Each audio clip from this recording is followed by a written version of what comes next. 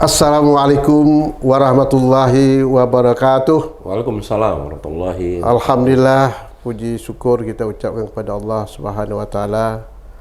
Pada hari ini, pada pagi hari ini kita bersama-sama dengan Tok Wan Channel. Apa kabar encik-encik, tuan-tuan dan puan-puan sekalian?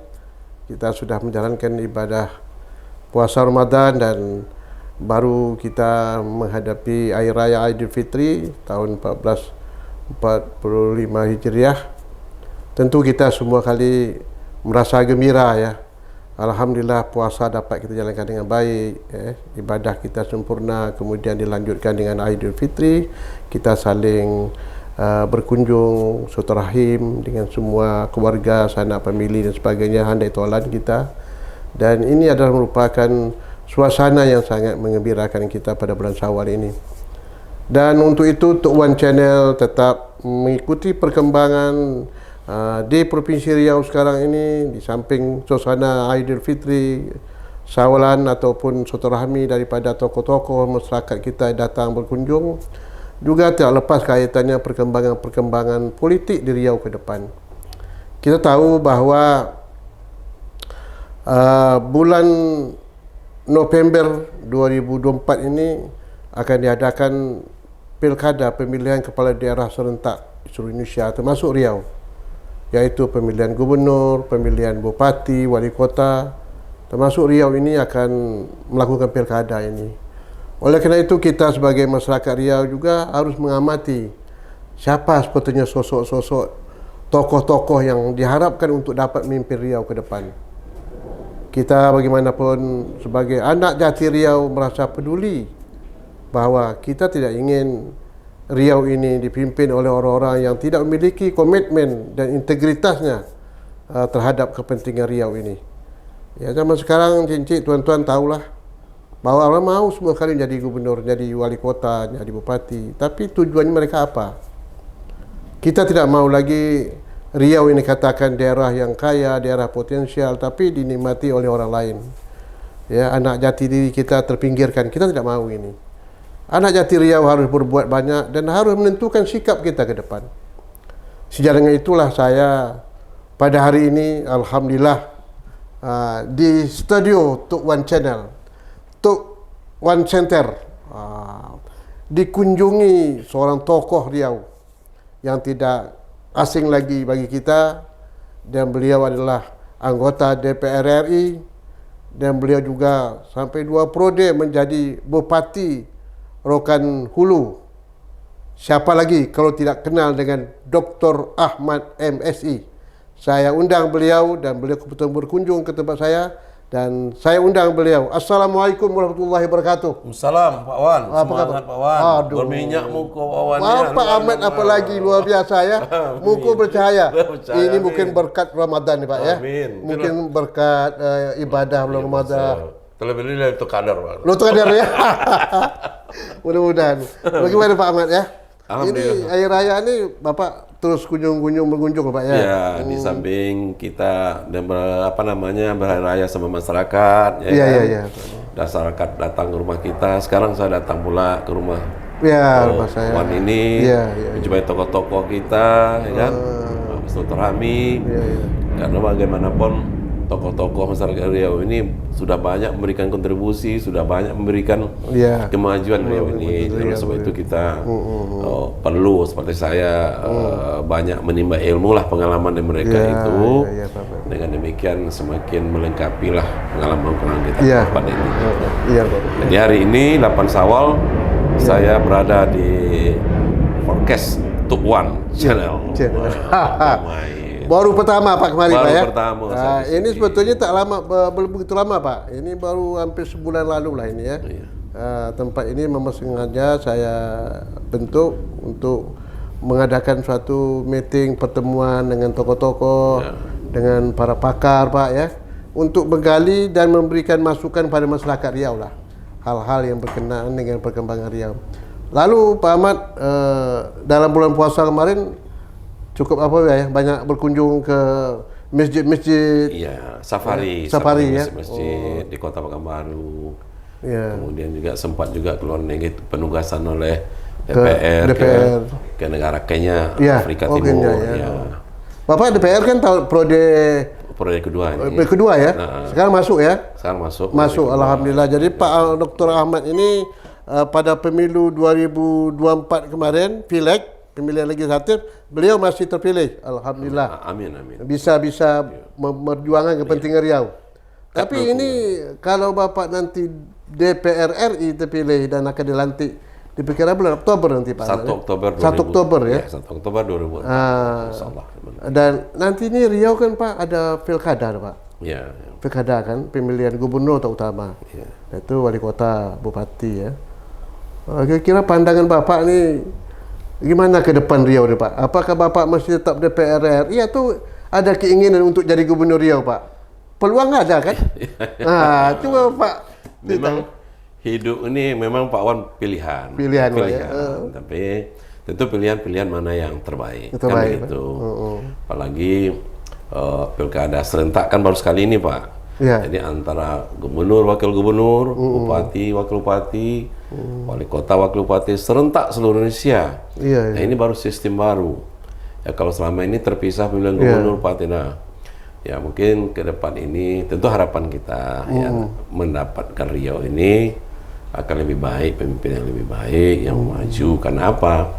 Karena selama ini kan Riau ini dahulukan negara kaya, ya kan, negeri kaya, daerah yang strategis, atas minyak, bawah minyak.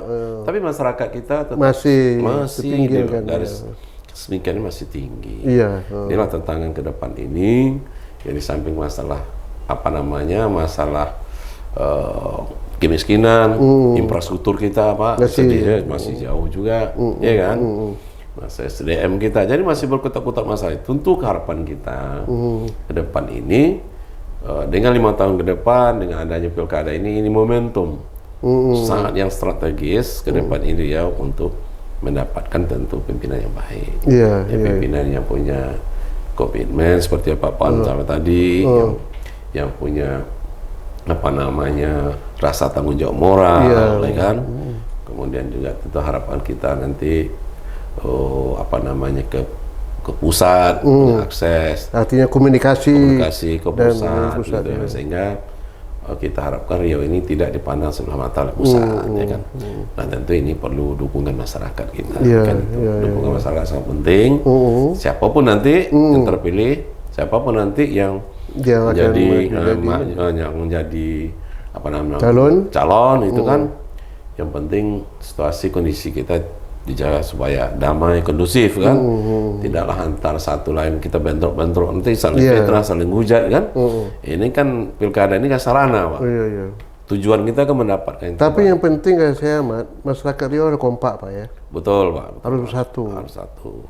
Karena kalau kompak bersatu dan insya Allah orang lain tidak akan bisa menimbulkan pertentangan itu. Jadi persatuan itu yang kita inginkan. Kira-kira menurut pandang Bapak sekarang ini, Riau ini kan masyarakat yang sangat heterogen. Dan juga masyarakat religius ya. Nilai-nilai adat masih tetap berjalan di Riau ini Pak ya. Kira-kira kalau pandangan Bapak itu figur yang akan kita harapkan kayak bagaimana Pak itu? Jadi begini Pak, masyarakat kita sekarang sudah cerdas, ya kan? Jadi figur-figur itu, masyarakat itu akan menengok rekam jejak mereka, ya kan? Seperti rekam jejak seperti apa, pengalaman seperti apa, kan? Prestasi kinerja seperti apa. Saya kira itu yang jadi ukuran parameter dari masyarakat kita, sehingga dengan demikian akan mendapatkan yang jelas dari masyarakat kita pemimpin itu. Gitu. Memang setiap pemimpin, setiap yang calon itu akan pastilah punya visi misi. Itu kan cerita Pak. Itu cerita ke depan. Itu secara teoritis ya. Teoritis. Tapi yang penting bagaimana mengaktualkan nilai-nilai yang Bapak tadi itu kan. Nilai itu dan masyarakat kan menengok ke belakang apa yang dibuatnya selama ini, apa yang dikerjakannya, bagaimana selama ini sosok itu. Mungkin itu termasuk antara lain alternatif pilihan di masyarakat kita, penilaian itu. Ya kalau kita bilang istilahnya calon presiden rekam jejaknya itu Pak. Jejak itu perlu. Iya betul. Ya itu kan dia jadi kriteria. Tapi kalau nanti kita mau cerita mulu-mulu bisa aja semua orang cerita. Bisa. Kan, ya kan? Siapa saja bisa kan? Bisa, Tapi bisa. saya teori ya. Ya teori bisa. Jadi kita harapkan seperti itu Pak. Iya. Jadi kenapa? Ya Bapak bilang tadi Riau ini kan heterogen, ya kan? Masyarakat kita ini kan ada yang masyarakat pragmatis, ada yang masyarakat berasa emosional, ada masyarakat kita masyarakat rasional. Iya, rasional. Nah yang rasional ini biasanya mereka itu pasti menengok sosok itu terhadap rekam jejaknya. Iya, ada juga masyarakat yang bersifat transaksional. Transaksional. Ini ya. Itu pragmatis tadi kan. Pragmatis, iya. Nomor piro, mau nyepiro, NPWP. Iya. Ya, gitu.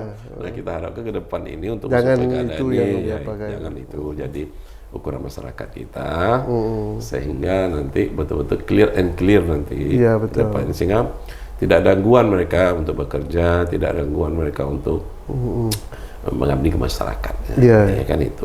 Jadi artinya kita mengharapkan masyarakat itu betul-betul memilih pemimpin itu dengan hati nurani. Betul. Tidak ada kepentingan di situ. Ya Bapak kata tadi jangan sampai adanya transaksional, ada kepentingannya untuk Riau ke depan maju. Untuk Riau. Dan kalau Riau maju itu, kalau seorang figur gubernur atau calon gubernur itu yang memiliki kompetensi tadi, kemampuannya itu pasti membawa kemajuan bagi Riau dan gunanya untuk masyarakat. Bukan sebaliknya Pak ya. Betul. Harus punya integritas gitu kan. Moralitas, tapi kadang juga isi tas katanya begitu. Ya isi tas ini kadang-kadang yang menjadi masalah kan Pak ya.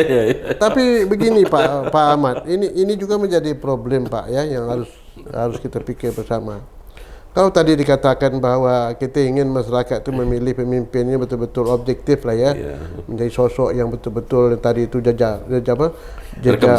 rekam jejaknya, betul punya kemampuan dia untuk itu. Tapi kadang-kadang masyarakat kita ni ya dengan situasi sekarang ini Pak, ya mohon maaf tadi itu kan dengan adanya money politik ya. Dan ini zaman sekarang Pak, saya tuh berkembang sekarang Pak. Jadi ini juga yang harus disadari, bagaimana cara menyadari masyarakat ini Pak ini.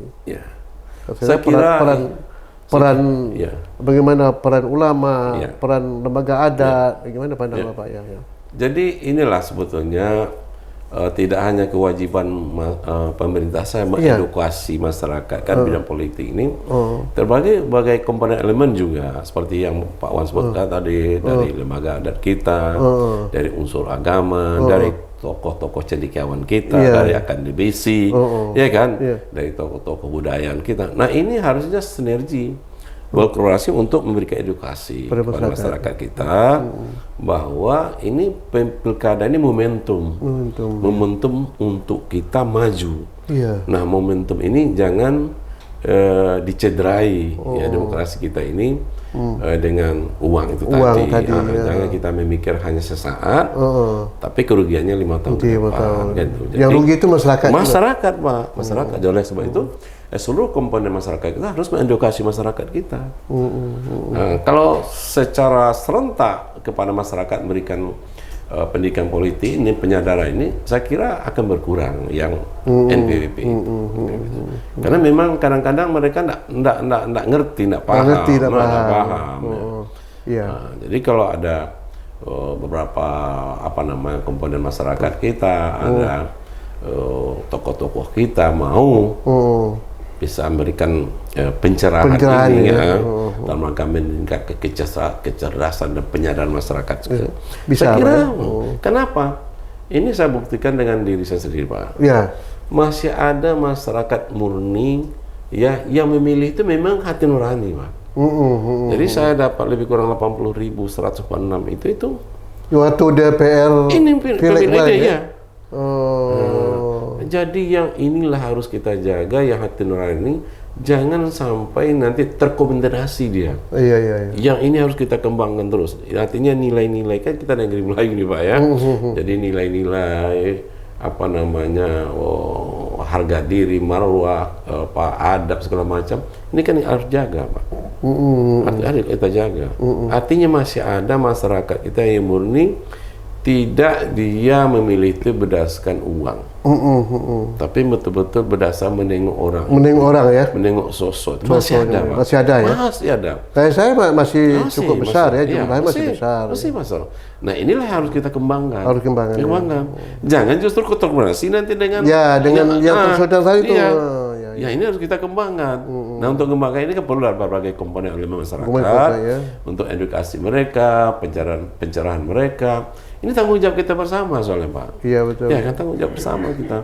Tidak hanya pemerintah saja, tapi kita semua menyadari pentingnya kesadaran masyarakat tentang arti demokrasi. Iya, betul. Ya, masyarakat itu harus sadari momen tadi Bapak bilang tuh bahwa untuk pilkada nanti, pilkada merupakan momen masyarakat untuk menentukan sosok pemimpin Riau yang lebih baik ke depan, Pak ya. Yang membawa satu perubahan lah. Betul, perubahan. Kemajuan bagi Riau ini. Ya, tadi Bapak katakan memang Riau ini dikatakan daerah strategis, daerah yang potensial, daerah yang sumber daya alamnya cukup besar. Tapi masyarakat tidak merasa itu ya. Jadi bagaimana seorang pemimpin itu bisa membawa ini perubahan ini sehingga potensi ini bisa digunakan untuk kepentingan masyarakat. Nah, menurut pandangan Bapak selama ini, di mana kelemahan kita selama ini, Pak, kira-kira? Ya, berbicara masalah kemiskinan ini, Pak, memang 100% tidak bisa diberantas. Artinya di Amerika pun ada orang miskin. Masih ada miskin ya. Tapi kita menurunkan angka kemiskinan ini. Menurun ya? Iya, menurunkan. Tentu tidak lepas dari penyiapan lapangan kerja, ya kan? Dalam seluruh sektor, kalau perkebunan sekarang syukur alhamdulillah jalan itu dengan program KKPA, masyarakat dapat 2 hektar kan? Nah, jadi yang belum tersentuh sama sekali itu mungkin belum maksimal itu daerah pesisir, Pak. Nelayan kita dari waktu ke waktu begitu terus. Iya, betul. Iya kan?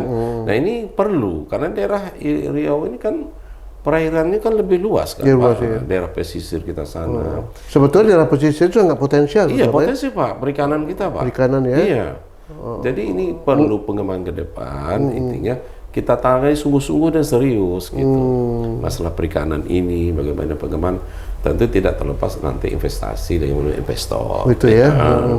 Sehingga mungkin suatu saat kita harapkan alat-alat tradisional penangkap ikan kita itu tak seperti sekarang lagi sudah masuk unsur teknologi, unsur canggih lah ya. Canggih, Pak. Iya. Nah, sehingga nanti manfaat pimpinan itu memang terasa oleh masyarakat kita karena kebijakan. Dan ini kan maju mundur negeri ini sangat tentukan oleh leadership, kepemimpinan. Jadi kata orang Melayu katakan apanya ibarat patah, elok kain pada raginya. Gitu. Elok pemimpin pada visi dan misinya. Ya? Iya. Jadi bagaimana visioner ke depan itu meneropong potensi SDA yang ada di Riau ini, bagaimana ini untuk kemakmuran masyarakat bukan untuk sekelompok orang. Nah, ini memang harus bersedialah mewakafkan dirinya untuk gitu masyarakat. Ya. Iya, betul. Nah, itu mungkin ditinjau betul tuh dari segi kemiskinan ya. Pada umumnya daerah pesisir itu karena pesisir itu daerahnya sesuai dengan alam ya. Kalau daerah-daerah daratan itu perkebunan dan pertambangan ya.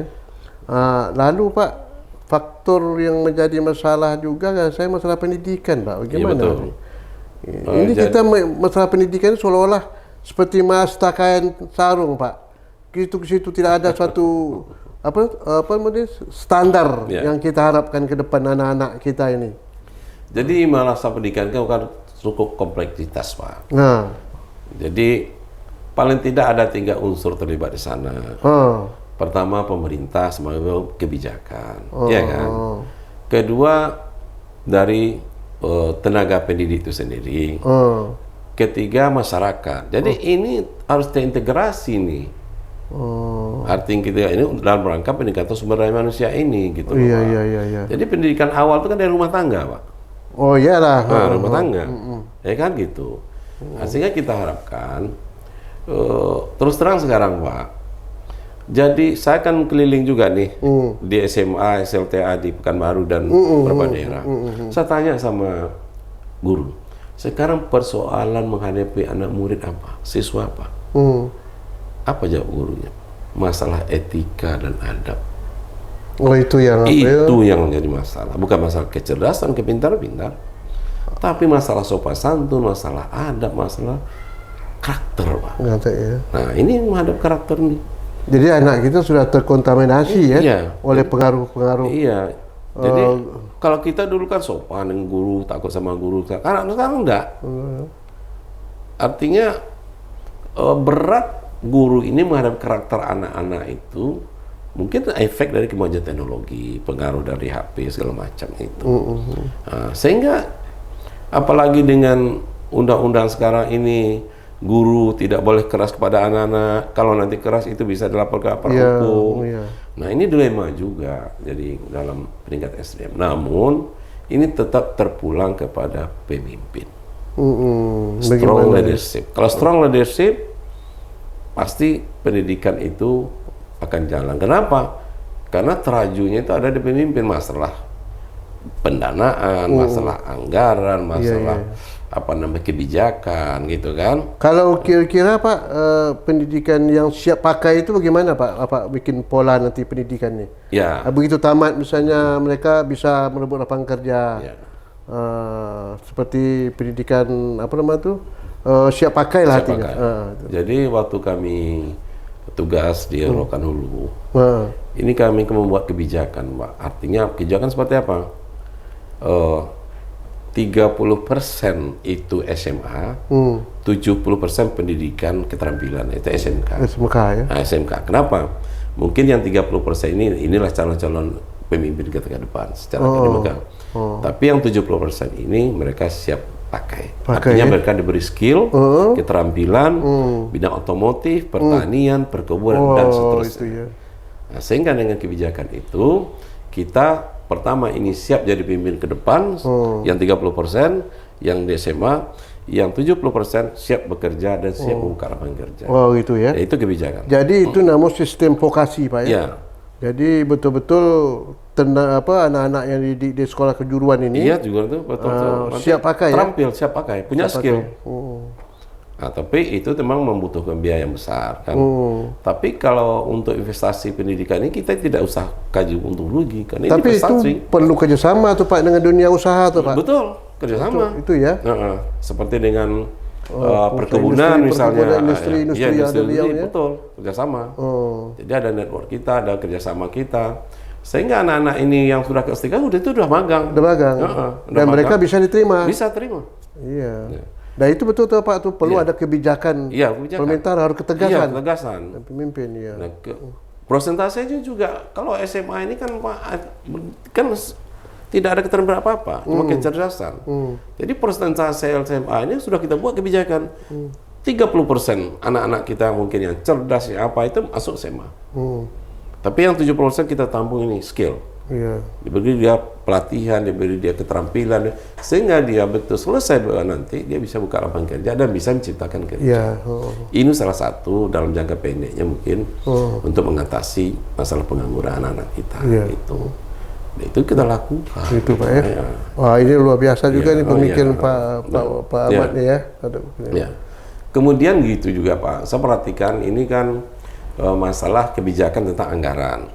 Ini sekolah swasta ini kan belum dapat ini Pak bantuan dari jadi ini kesetaraan ya antara pendidikan negeri dan swasta. Jadi swasta ini kan telah memberikan kontribusi besar nih. Contohnya Muhammadiyah berapa dari Muhammadiyah. Nah ini kan dari pemerintah daerah kita kan perlu juga support mereka, support. Karena saya amati di lapangan keluhan mereka begitu. Mereka hanya dapat bos dari pusat, bos dari daerah belum. Nah ini perlu kebijakan sehingga mensupport yang harusnya bisa 100% tangani pendidikan ini oleh pemerintah, oleh pihak swasta ini mereka sudah kontribusi. Nah ini mungkin perlu disupport sehingga nanti ada kesetaraan antara swasta dengan negeri. Sekarang banyak sekolah swasta Pak tutup. Kurang murid. Kenapa? Oh ya kena itu ya. Karena tidak tidak ada keadilan ya. Yang negeri terlampau membuka penerimaannya. Dengan gratis. Sementara swasta ini harus bayar. Tapi ya kan? mereka tidak ada murid tak mau masukkan hanya karena faktor kemiskinan juga. Iya.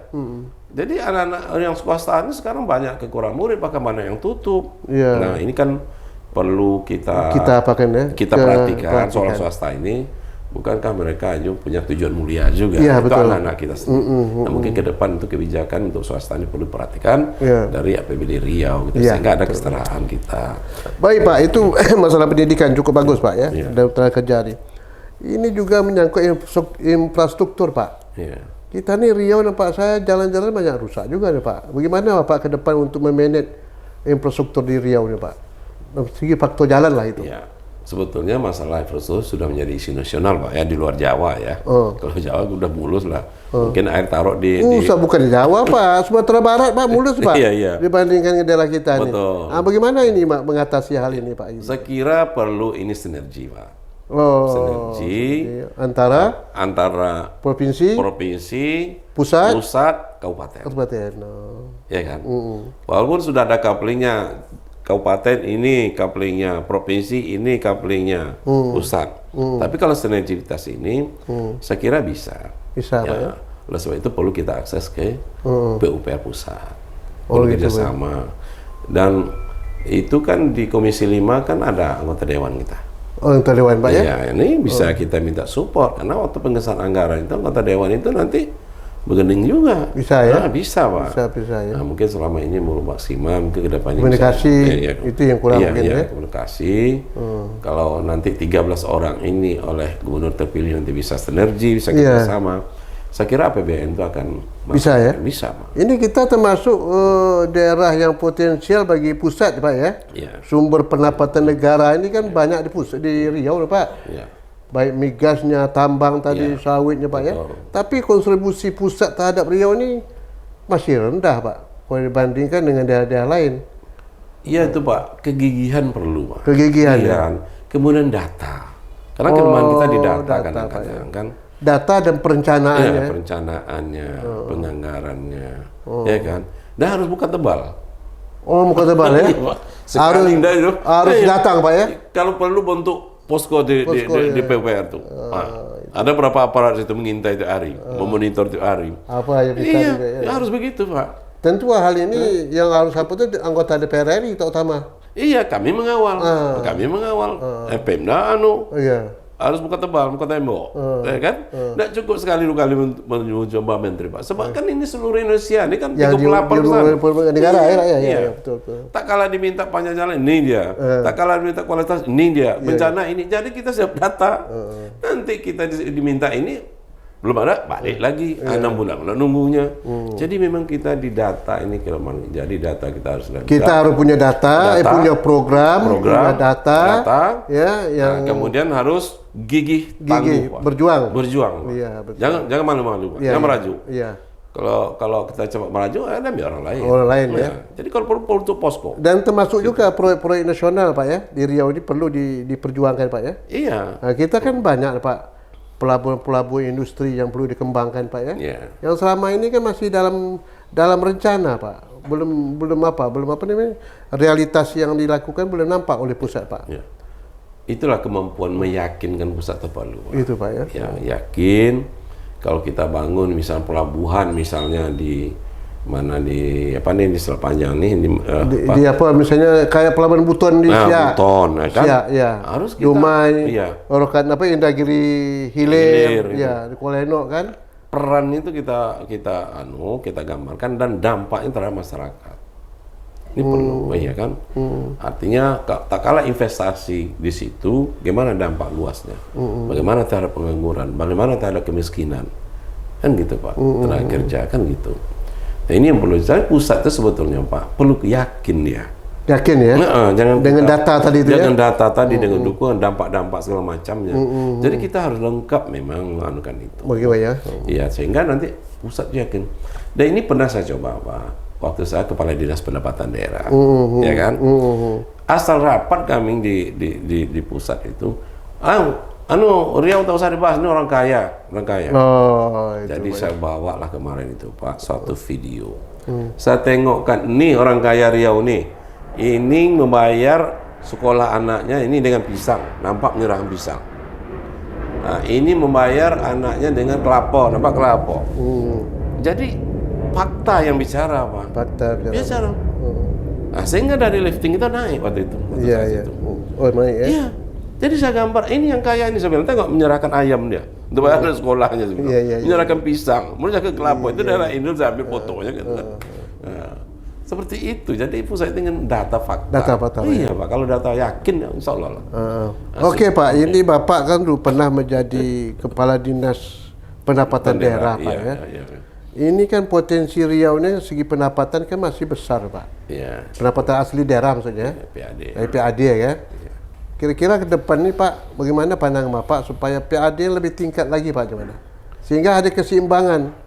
Sebab apabila distribusi APBD pendapatan daerah ini tinggi, tentu pusat akan memberi perhatian, Pak, terhadap proyek-proyek nasional yang ada di sini. Bagaimana pandangan Bapak?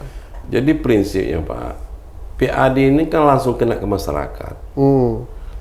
Jadi dalam peningkatan PAD ini kita beri dulu yang mau investasi kelonggaran. Jangan dibagi pajak dulu, jangan dibagi itu dan ini dulu, ya kan? Kalau gratis semua dulu. Sehingga investor itu masuk, mungkin setahun 2 tahun bebas pajak, setelah itu baru dikenakan.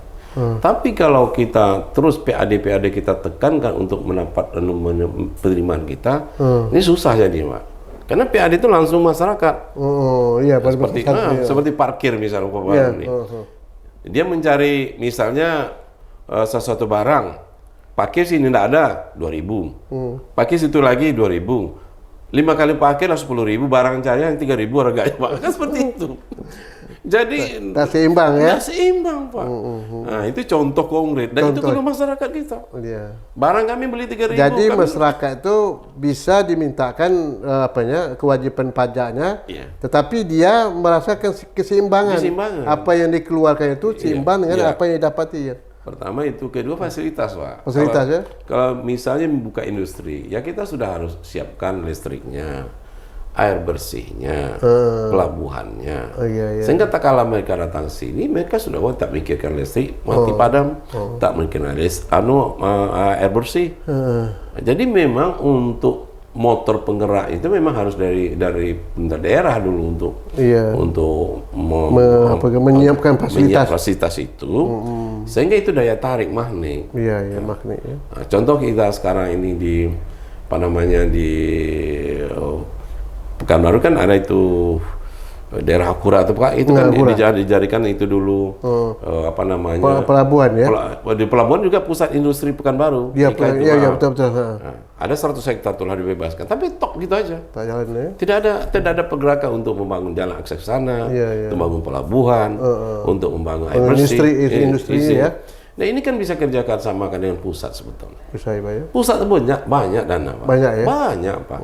Nah, cuma kita harus akses ke sana, lunas energi semuanya, dan meyakinkan pusat itu. Itu yang penting sebetulnya, Pak. Dan lagi dari segi pendapatan daerah, Riau ini masih cukup potensial sebetulnya. Masih banyak kan pajak-pajak, misalnya mencari kendaraan bertambah terus di Riau kan? Nah, itu yang kita kemarin coba anukan balik nama Medan, saya ke Medan, saya ke Jakarta, banyak juga saya ke Padang, di sini. Harus dibalik namakan BM, semuanya. Jalan kita sementara dipakainya untuk industri, untuk apa dia, CPO dia, sementara pajaknya store ke Padang, store ke Medan, store ke Jakarta kan. Nah, itu. Dan termasuk juga, Pak, perusahaan-perusahaan besar di Riau ini kan kantor kan banyak di Jakarta, Pak, atau di Medan. Sebetulnya mereka harus berada di Riau, kan? Betul. Karena sehingga hasil pajaknya bisa untuk daerah itu, Pak. Itu perlu pendekatan Pak, pendekatan kepada mereka, karena mereka itu kan yang namanya pengusaha itu kan bisnis, Pak, untuk rugi terus ya kan. Jadi bagaimana pendekatan kita meyakinkan bahwa memang perlu kantornya dibuka di Riau, karena usahanya besar di Riau kan, seperti karyawannya, kebutuhan hari-harinya, kan berputar uang di sini, Pak. Itu kira-kira kan, ke depan ini. Jadi kata saya, Pak Ahmad, cukup banyak pemikiran Bapak sekarang ini dalam hal apa yang perlu digali potensi Riau ini. Ini kira-kira 2024 ini, kira-kira Bapak ini obsesinya maju gubernur atau tetap legislatif? Pileg, Asia Pileg kemarin ini.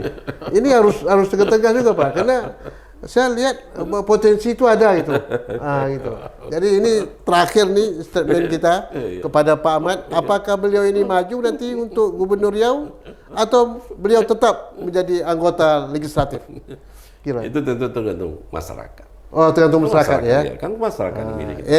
Tuan-tuan dengar itu masyarakat. tergantung pada Dukungan masyarakat. ya. Kalau masyarakat mendukung, beliau siap menjadi Gubernur Riau. Masya Allah. Siapa lagi kita cari ya Gubernur Riau akan datang? Ini salah seorang tokoh anak jati Riau ya, yang sudah banyak berbuat untuk Riau ini. Sudah 42 tahun berkiprah di birokrasi. Birokrasi ya. Berarti orang Pamung betul ya? Iya. Oh, luar biasa. 5 tahun di legislatif. Legislatif. Jadi 47 tahun dah mengerti. 47 tahun mengerti. Baik, cincin tuan-tuan dan perempuan, luar biasa. Ini yang terakhir tadi.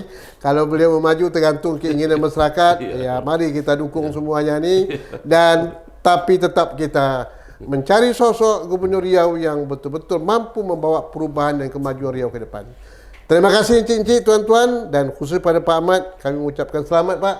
Mudah-mudahan Bapak sehat selalu. Amin, dan buat untuk Riau lebih baik lagi ke depan. Amin. Ya, Assalamualaikum warahmatullahi wabarakatuh. Waalaikumsalam Pak Wan.